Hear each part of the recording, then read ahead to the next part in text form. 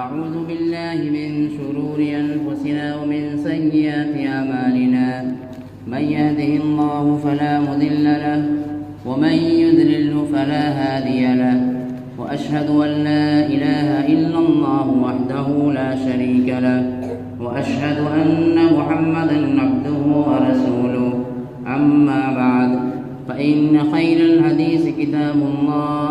وخير الهدي هدي محمد صلى الله عليه وسلم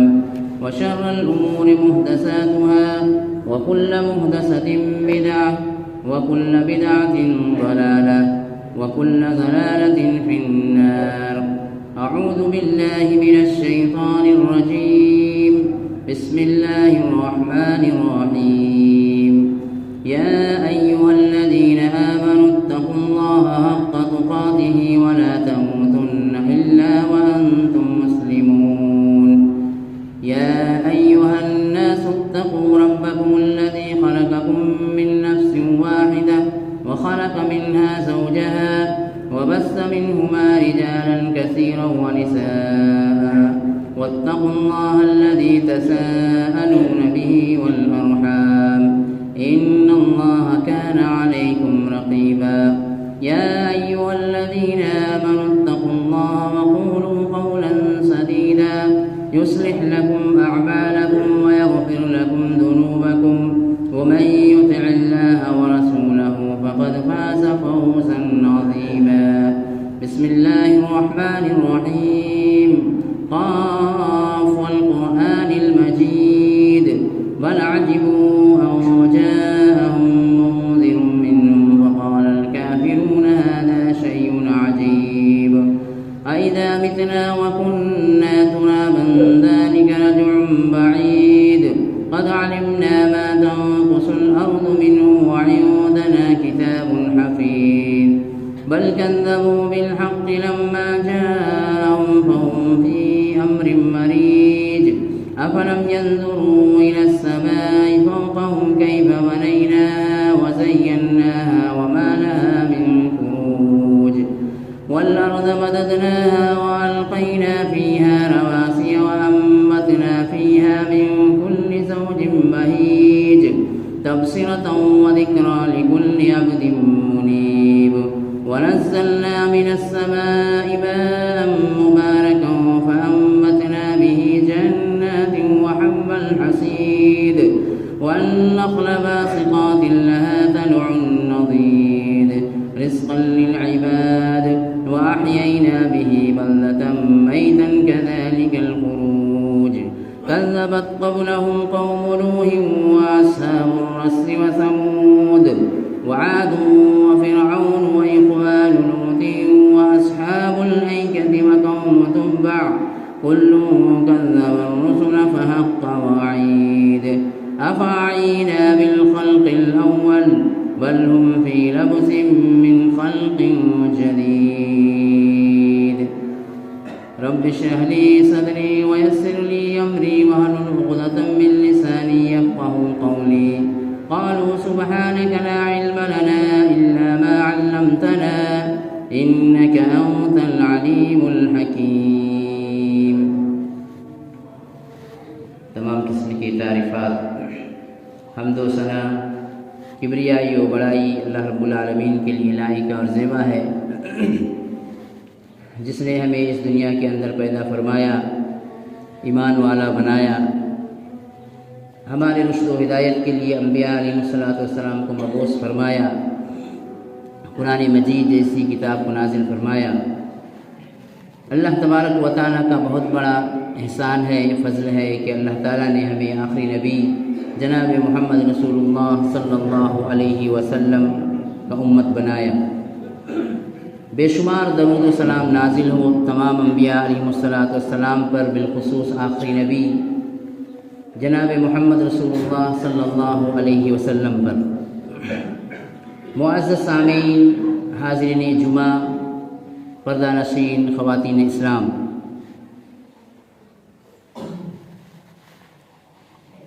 ہر بندے کی یہ خواہش ہوتی ہے کہ وہ اللہ کا تقرب حاصل کرے۔ ہر مومن بندے کی یہ چاہت ہوتی ہے کہ کس طرح اس کا رب اس سے راضی رہے، کس طرح وہ اللہ تبارک و تعالیٰ کا قربت حاصل کرے،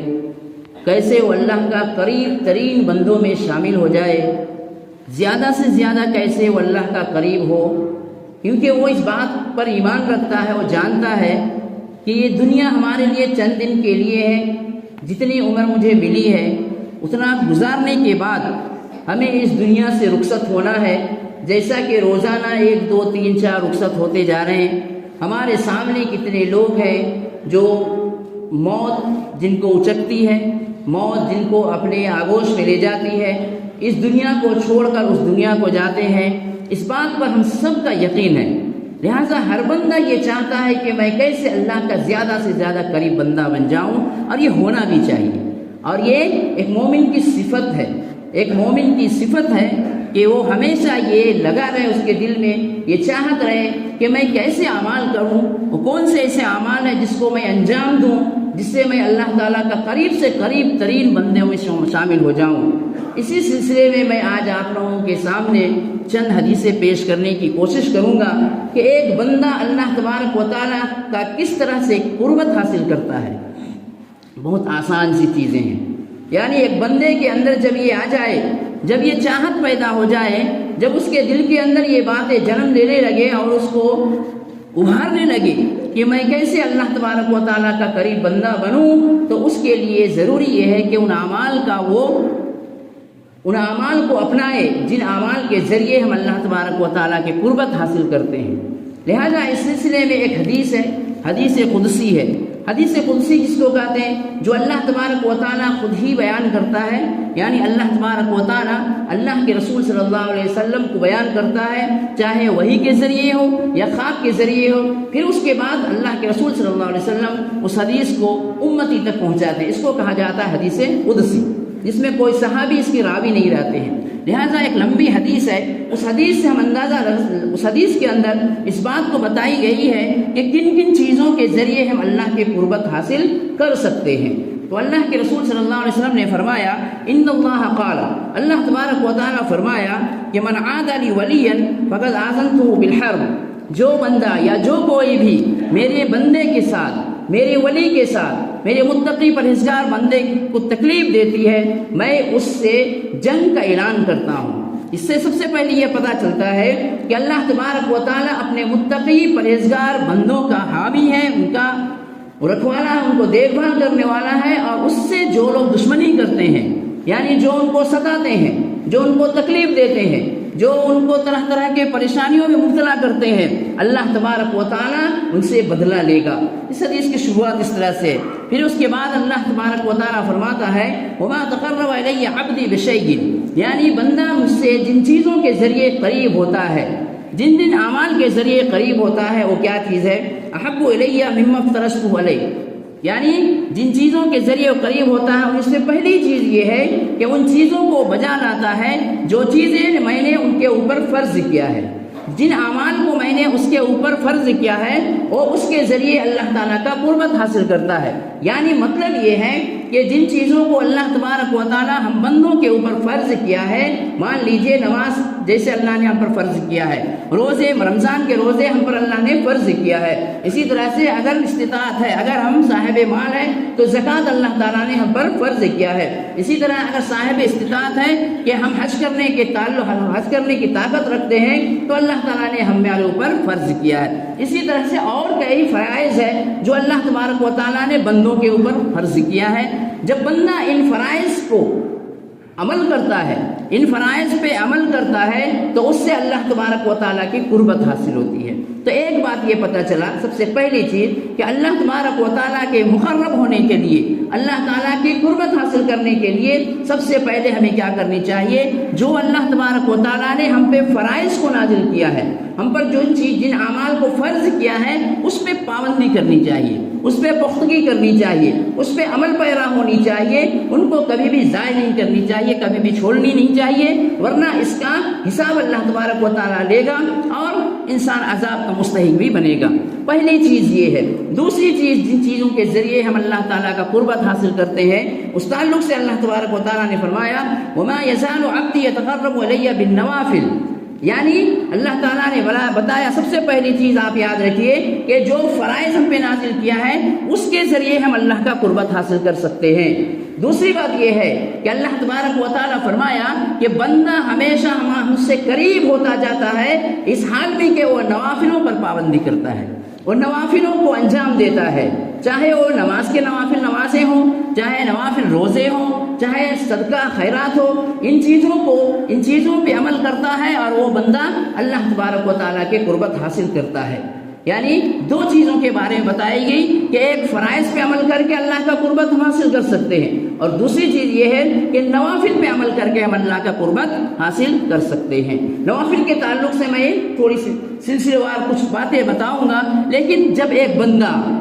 بندہ ان چیزوں پہ عمل کرتا ہے اور جب اللہ تبارک و تعالیٰ اس کو چاہنے لگتا ہے، جب ایک بندہ فرائض پہ عمل کیا اور اس کے ساتھ ساتھ جو نوافل سے مراد کیا ہے جو اللہ کے رسول صلی اللہ علیہ وسلم نے ہمیں بتایا ہے، تو بہرحال ان دونوں پہ جب وہ عمل کرتا ہے تو اس کے ذریعے وہ اللہ کا قربت حاصل کرتا ہے، یہاں تک کہ اللہ تبارک و تعالیٰ نے فرمایا حتی احبہ، یہاں تک کہ میں اس کو چاہنے لگتا ہوں۔ جب ایک بندہ ان چیزوں میں عمل کرتا ہے تو اس کا نتیجہ کیا ہوتا ہے؟ اللہ تعالیٰ اس بندے سے محبت کرنے لگتا ہے، اس بندے کو چاہنے لگتا ہے۔ چاہنے کے بعد جو نتیجہ نکلتا ہے آپ اس پہ غور کریں گے، خود اللہ تبارک و تعالیٰ نے فرمایا یہاں تک کہ فَإِذَا أَحْبَبْتُهُ، جب میں اس کو چاہنے لگتا ہوں، یعنی بندے کے اعمال کی وجہ سے جب اللہ تبارک و تعالیٰ اس سے محبت کرنے لگتا ہے، اس سے چاہنے لگتا ہے، اپنا متقی پرہیزگار بندہ بنا لیتا ہے، تو کیا ہوتا ہے آگے؟ اللہ تبارک و تعالیٰ نے فرمایا كُنْتُ سَمْعَهُ الَّذِي يَسْمَعُ بِهِ، یعنی یہاں تک کہ میں اس کا کان بن جاتا ہوں جس سے وہ سنتا ہے۔ اسی طرح سے فرمایا وَبَصَرَهُ الَّذِي يُبْصِرُ بِهِ، میں اس کا نگاہ بن جاتا ہوں، میں اس کی آنکھ بن جاتا ہوں جس سے وہ دیکھتا ہے۔ وَيَدَهُ الَّذِي يَبْطِشُ بِهَا، میں اس کا ہاتھ بن جاتا ہوں جس سے وہ پکڑتا ہے۔ وَرِجْلَهُ الَّتِي يَمْشِي بِهَا، اور میں اس کا پیر بن جاتا ہوں، پاؤں بن جاتا ہوں جس سے وہ چلتا ہے۔ ان چاروں چیزوں کے تعلق سے کیا سمجھ میں آیا؟ بتایا یہ ہے، یعنی اس کا مفہوم یہ ہے کہ ایک بندہ جب اپنے اعمال کے ذریعے اللہ کا قربت حاصل کرتا ہے اور جب اللہ تبارک و تعالیٰ اس سے راضی ہو جاتا ہے، اللہ تعالیٰ جب اس سے محبت کرنے لگتا ہے تو اللہ تبارک و تعالیٰ گویا ان کے جو حرکات ہے، چاہے وہ کان کا ہو، چاہے وہ آنکھ کا ہو، چاہے وہ ہاتھ کا ہو، چاہے وہ پیر کا ہو، یعنی اللہ تعالیٰ ان کو صحیح دشا دیتا ہے۔ یعنی بندہ انہی چیزوں کو سننا پسند کرتا ہے جو اللہ تبارک و تعالیٰ اس کو اللہ تعالیٰ کو پسند ہے، یعنی لغویات سے وہ اپنے کان کو بچاتا ہے، یعنی غلط چیزوں کو سنتا نہیں ہے۔ سیدھے طور پر اگر کہا جائے تو ایسی چیزیں جس کو شریعت نے منع کیا ہے، جو شریعت کے اندر جائز نہیں ہے، جس کو اللہ تبارک و تعالیٰ اس کے رسول کو نفرت ہے، ان چیزوں سے بندہ اپنے آپ کو کیا کرتا ہے؟ پرہیز کرتا ہے۔ جیسے مثال کے طور پر گانے وغیرہ ہیں، میوسیقی وغیرہ ہیں، اس کو شریعت نے حرام قرار دیا ہے۔ بندہ جب اللہ تبارک و تعالیٰ اس کو چاہنے لگتا ہے تو اس کے کان کو اس طرح سے بنا دیتا ہے کہ وہ ان چیزوں کو سننے کے لیے، یعنی ان چیزوں سے اپنے آپ کو اراض کرتا ہے، بچا لیتا ہے۔ اسی طرح سے انہی چیزوں کو دیکھتا ہے جن چیزوں کو شریعت نے حکم دیا ہے یا اجازت دی ہے، یعنی اللہ تبارک و تعالیٰ اس کی نگاہ کو ان چیزوں کو ہی دکھلاتا ہے جو شریعت کے اندر جائز ہے، اور ناجائز چیزوں سے اس کی آنکھوں کو بچاتا ہے۔ اسی طرح سے اس کی آنکھ وہی کاموں کو انجام دیتی ہے جو کام شریعت کے اندر جائز ہے، یعنی کسی کو اوپر ظلم نہ کرنا، کسی کی مدد کرنا، یا کسی کا اور طرح کے فائدے پہنچانا، وہی چیز بندہ کرتا اپنے ہاتھ سے اور اللہ تعالیٰ اس کو وہی چیز سے کرواتا ہے۔ اسی طرح سے پیر کے تعلق سے اس کی قدم ادھر ہی اٹھتے ہیں جو صحیح راستہ ہو، یعنی غلط راستے سے اس کے قدم کو اللہ تبارک و تعالیٰ روک دیتا ہے۔ دیکھیے اللہ تبارک و تعالیٰ اپنے بندے کو جب قریب کر لیا ہے یا جب چاہنے لگا ہے تو کس طرح سے اس کے اعضاء کو اپنے مطابق کر دیتا ہے۔ بہت بڑی بات ہے یہ، یعنی ورنہ ہماری آنکھ، ہماری کان، ہمارے ہاتھ، ہمارے پیر تو ہمیشہ گناہ میں مبتلا ہے، لیکن بندہ جب اللہ تبارک و تعالیٰ کا قربت حاصل کرتا ہے تو اللہ تبارک و تعالیٰ اس کو یہاں تک پہنچا دیتا ہے۔ اسی طرح سے اس کے آگے فرمایا وَإِن سَأَلَنِي، یعنی لَأُعْطِيَنَّهُ، اور جب وہ مجھ سے سوال کرتا ہے تب میں اس کو ضرور دیتا ہوں۔ جب دعائیں مانگتا ہے تو اس کی دعائیں اللہ تبارک و تعالیٰ کیا کرتا ہے؟ قبول کرتا ہے۔ اسی طرح سے اللہ تعالیٰ نے فرمایا جب وہ پناہ طلب کرتا ہے تو میں اس کو پناہ دیتا ہوں۔ تو اس طرح کے اللہ تبارک و تعالیٰ اپنے بندوں کے حفاظت میں لگ جاتا ہے۔ تو سب سے پہلی چیز ہمیں اس چیز سے جو معلوم ہوتا ہے کہ ہم اللہ تبارک و تعالیٰ کا تقرب حاصل کرنے کی کوشش کرنی چاہیے ایک مومن ہونے کے ناطے۔ تو بہرحال یہ حدیث لمبی حدیث ہے اور بھی کچھ باتیں اس کے اندر ہیں، تو اس سے جو پتہ چلتا ہے کہ ہم اللہ تعالیٰ کے قربت حاصل کرنے کے جو ذرائع ہیں، پہلا ذریعہ یہ ہے کہ جو اللہ تعالیٰ ہمارے اوپر فرائض نازل کیا ہے اس پہ ہم کاربند ہو جائیں، اس کو ہم پابندی سے عمل میں لائیں، اور دوسری چیز ہے کہ فرائض کو انجام دینے کے ساتھ ساتھ ہمیں نوافل کی بھی پابندی کرنی چاہیے، نوافل کے بھی اہتمام کرنی چاہیے۔ اس سے انسان کیا ہے اللہ کا اور بھی قربت حاصل کر لیتا ہے، اور صرف اللہ کی قربت نہیں، حدیثوں کے اندر اس کے بارے میں آتا ہے کہ اس کے بہت سارے فوائد ہیں۔ جیسے ایک فائدہ ہے انسان کے نوافل میں سے، جب انسان نوافل میں عمل کرتا ہے، چاہے نفل روزے رکھے، چاہے وہ نوافل میں نمازیں پڑھے، یا اسی طرح سے وہ نفل صدقہ کرے، اس کے ذریعے اس کا درجہ بلند ہوتا ہے، اللہ تبارک و تعالیٰ اس کو کیا کرتا ہے، اس کے درجات کو بلند کر دیتا ہے۔ ایک حدیث کے اندر اللہ کے رسول صلی اللہ علیہ وسلم نے فرمایا علیک بکثرۃ السجود للہ، کہ تم پر ضروری ہے کہ تم کثرت سے سجدہ کرو اللہ کے لیے، فإنک لا تسجد للہ سجدۃ الا، یعنی تمہاری جو سجدے ہوتی ہے، ایک سجدہ تم کرتے ہو اس کے ذریعے اللہ تعالیٰ کیا کرتا ہے کہ تمہارے درجات کو بلند کرتا ہے، الا رفعک اللہ بها درجۃ، تمہارے درجہ کو اللہ تعالیٰ بلند کرتا ہے، وحط عنک منها خطیۃ، اور اس سے تمہارے گناہوں کو مٹا دیتا ہے۔ مسلم شریف کی حدیث ہے۔ اس سے کیا پتہ چلتا ہے کہ اللہ تبارک و تعالیٰ کے لیے کثرت سے عبادت کرنی چاہیے، سجدہ کثرت سے کرنی چاہیے، اس سے اللہ تعالیٰ اس کی کیا کرتا ہے، گناہوں کو بھی مٹاتا ہے، اس کی درجات کو بلند کرتا ہے۔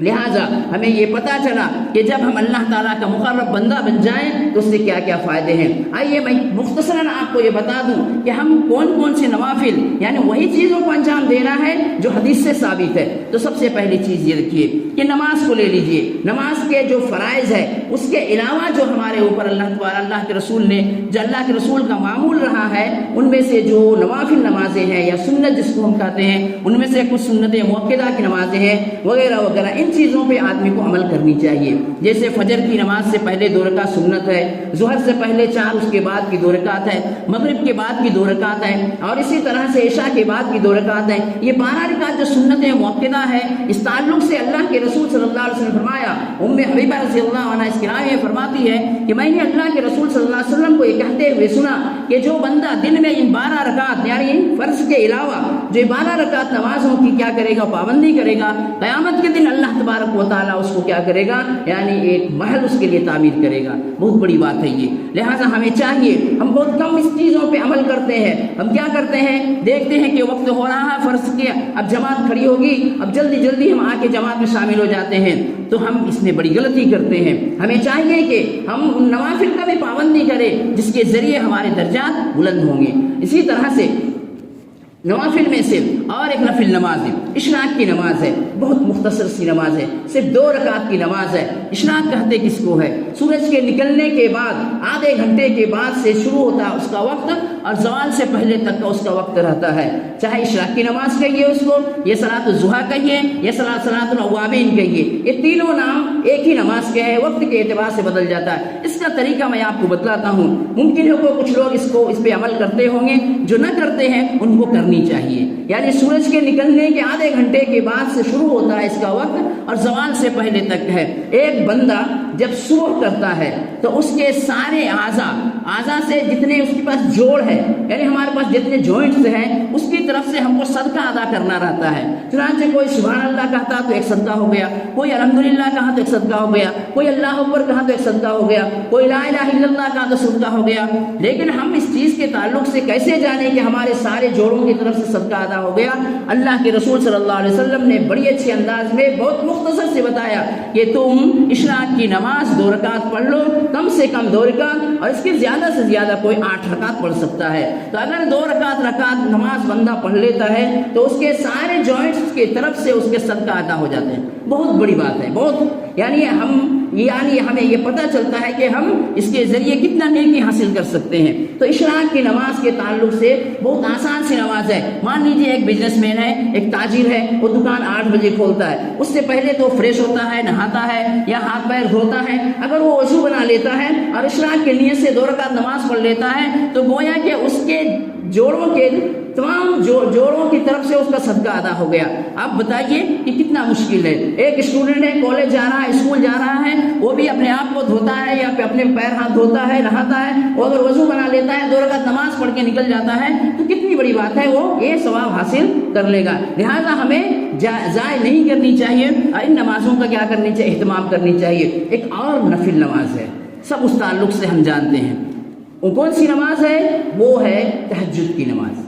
تہجد کی نماز جو اللہ تبارک و تعالیٰ کو فرض نماز کے بعد سب سے زیادہ پسندیدہ نماز ہے۔ یہ نماز اللہ تبارک و تعالیٰ نے قرآن مجید کے اندر بھی فرمایا کہ تم اس کو پڑھا کرو، فَلْيَتَجَهَدْ بِهِ نَافِلَةً لَكَ، یہ گرچہ تمہارے لیے نفل ہے لیکن اس کو پڑھا کرو۔ اللہ کے رسول صلی اللہ علیہ وسلم کے لیے بھی اللہ تبارک و تعالیٰ نے فرمایا تھا یا ایھا المزمل قم اللیل الا قلیلا، رات کے ایک حصے میں اٹھ جاؤ، چاہے اس کا نصف ہو اور قسمہ قلیلا، چاہے اس کا نصف حصہ ہو یا اس سے تھوڑا ہو۔ کیوں؟ اللہ تبارک و تعالیٰ نے فرمایا اِنَّا سَنُلْقِي عَلَيْكَ قَوْلًا ثَقِيلًا، یعنی تم پر میں ایک بہت بھاری چیز نازل کرنے والا ہوں۔ اللہ کے رسول صلی اللہ علیہ وسلم کے اوپر وہ بھاری چیز کیا تھی؟ وہ نبوت تھی، وہ نبوت کی ذمہ داری تھی، وہ قرآن مجید، وہ شریعت کے تمام معاملات تھے جو آسان نہیں تھا اس کو برداشت کرنا۔ اللہ تبارک و تعالیٰ اس سے پہلے ابھی نبی کو تیار کر رہا ہے۔ اور یاد رکھیے یہ ایک ایسی نماز ہے، انسان اپنی خواہشات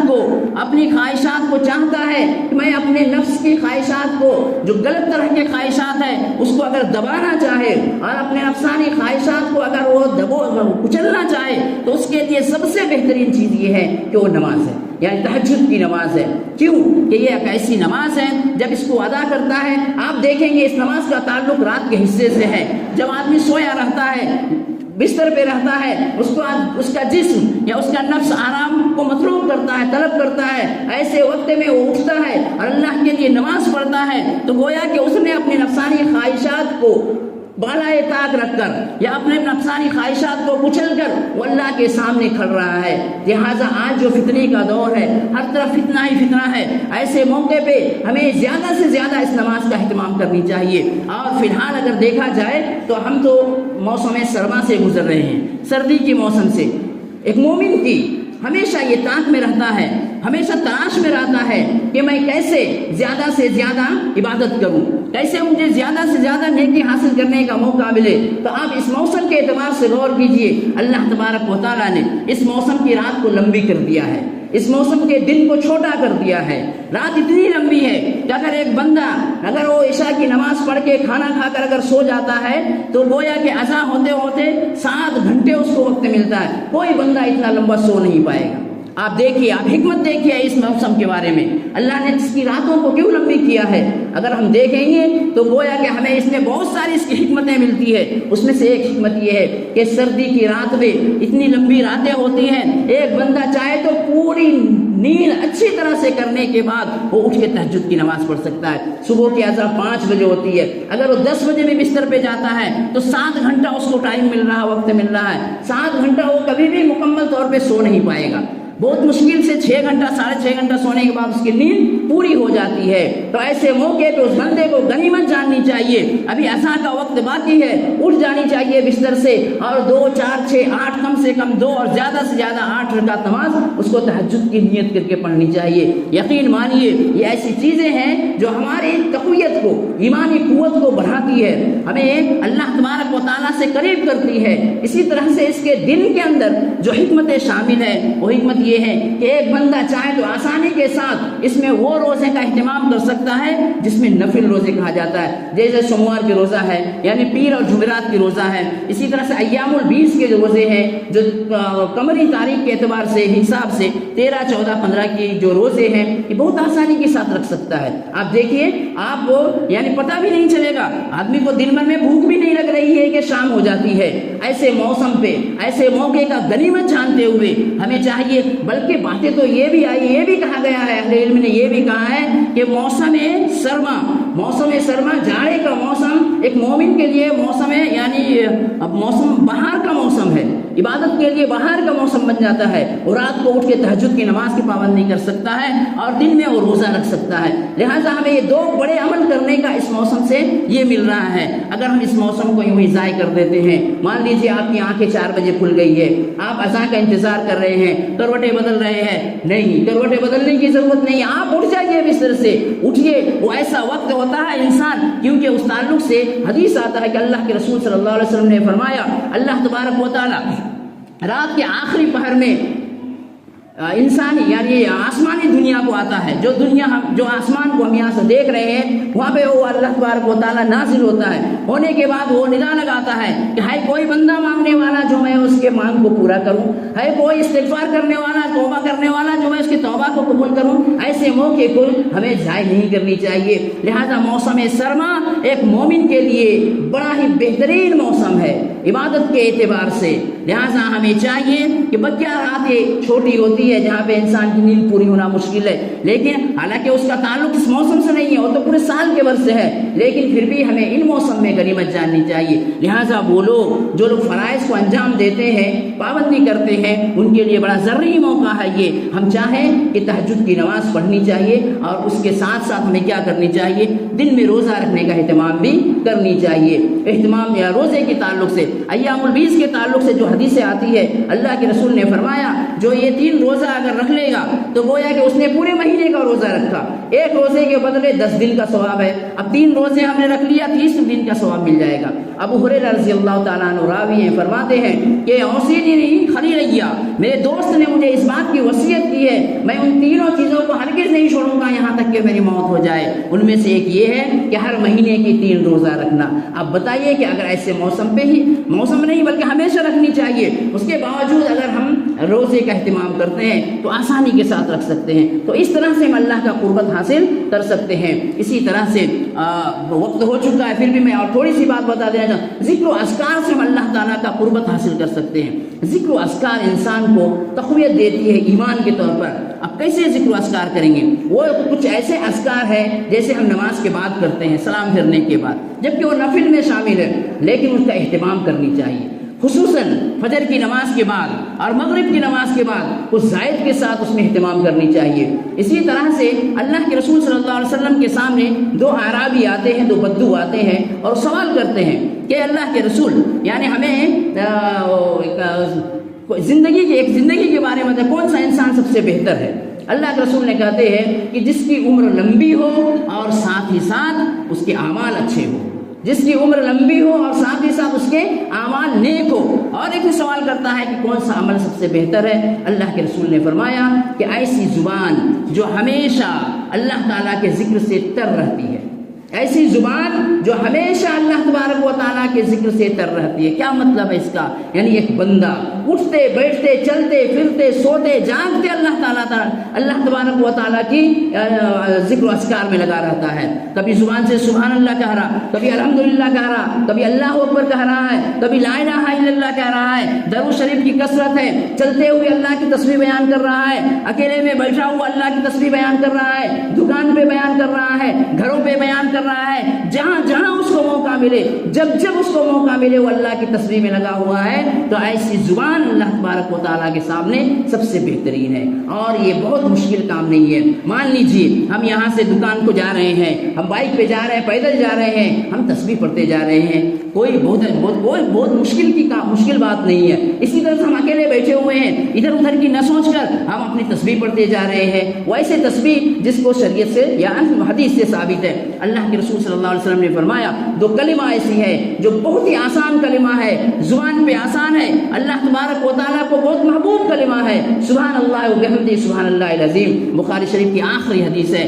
یعنی اللہ تبارک و تعالیٰ کے سامنے یہ 2 کلمہ اتنی وزندار ہے، قیامت کے دن میزان میں سب سے زیادہ وزندار کلمہ ہے، سبحان اللہ و بحمدہ سبحان اللہ العظیم۔ اسی طرح سے اور بھی تسبیحات کے تعلق سے اللہ کے رسول نے فرمایا سبحان اللہ و بحمدہ، اس طرح کی تسبیحات ایسے جو آدمی جب پڑھتا ہے تو انسان کی زمین و آسمان یعنی اس کی رحمت سے بھر جاتی ہے، اسی طرح سے کچھ تسبیحات سبحان اللہ الحمدللہ اللہ اکبر کے تعلق سے اللہ کے رسول نے فرمایا کہ جب ایک بندہ اس کا ورد کرتا ہے، پڑھتا رہتا ہے، اس پہ عمل کرتا رہتا ہے، تو گویا کہ اس کے یہ اعمال کو لے کے جایا جاتا ہے اور عرش کے سامنے یہ گھومنے لگتے ہیں۔ جب اس میں یہ بھی مثال دیا گیا ہے کہ جس طرح کے